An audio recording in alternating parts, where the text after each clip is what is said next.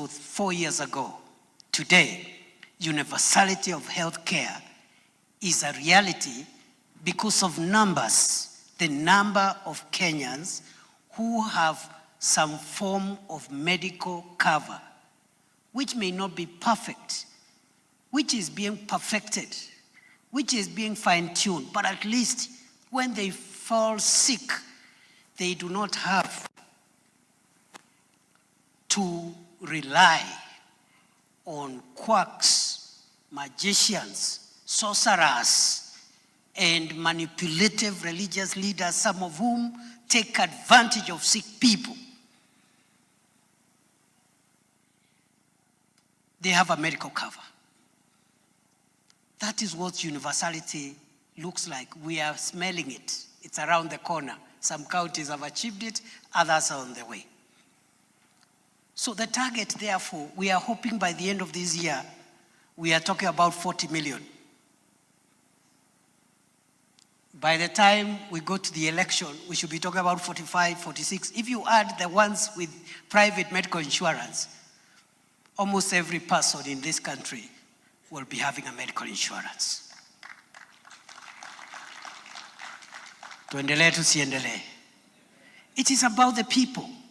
We must carry the people along. It was not possible under NHIF for someone without a job, without some ascertainable income source to be covered. Now, everybody, from the indigent to the poorest to whoever does not have anything, is eligible. That is transformation. And we applaud all of us for the progress this far. There is still work to be done. We've treated, you've heard the numbers, I think 20 million patients who have been treated in the primary health facilities. We've heard the money we have used. We've received 27 billion so far under the primary health care. We have disbursed 24 billion, and 67%, almost 70% of that money has gone to county government facilities under the primary health care fund.